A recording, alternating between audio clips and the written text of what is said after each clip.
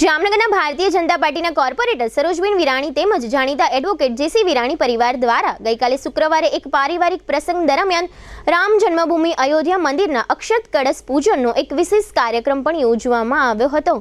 આ કાર્યક્રમમાં ભારતીય જનતા પાર્ટીના જામનગરના ઘણા અગ્રણીઓ તથા કાર્યકર્તાઓએ ભાગ લીધો હતો અને અક્ષત કળશનું પૂજન કર્યું હતું।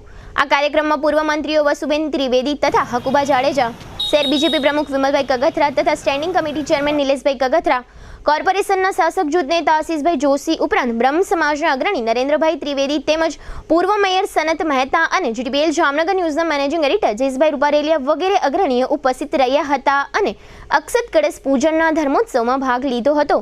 તેમજ ઉપસ્થિત રહેલ તમામ શુભેચ્છક મિત્રો અને સગા સંબંધીઓ માટે ભોજન પ્રસાદની વ્યવસ્થા કરવામાં આવી હતી। હવે આપની સફરને સ્વાદિષ્ટ બનાવશે રાજકોટ અમદાવાદ હાઈવે પરની હોટલ RAR।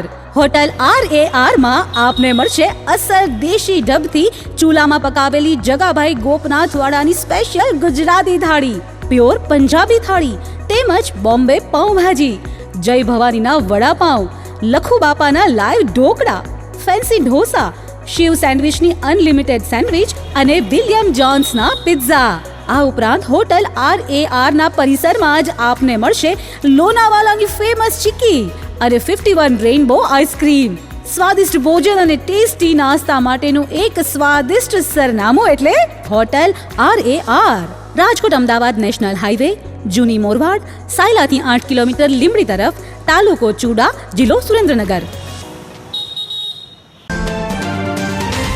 12 જાન્યુઆરીના રોજ પટેલ કોલોની 6 નંબર ખાતે અમારું ફેમિલી ફંક્શન હોય। એ ઉપરાંત જે અયોધ્યાના પ્રાણ પ્રતિષ્ઠાનું રામ મંદિર બનવા જઈ રહ્યું છે તેને અનુસંધાને પણ આજરોજ અમે રામના કલશની સ્થાપના કરી છે અને બધા જેટલા લોકો તેના દર્શન કરી શકે એ રીતે વ્યવસ્થા કરી છે અને ખૂબ આનંદથી રામના કલશને સ્વાગત કર્યું છે અને ખૂબ જ આનંદથી અમે તેને વધાવ્યો છે।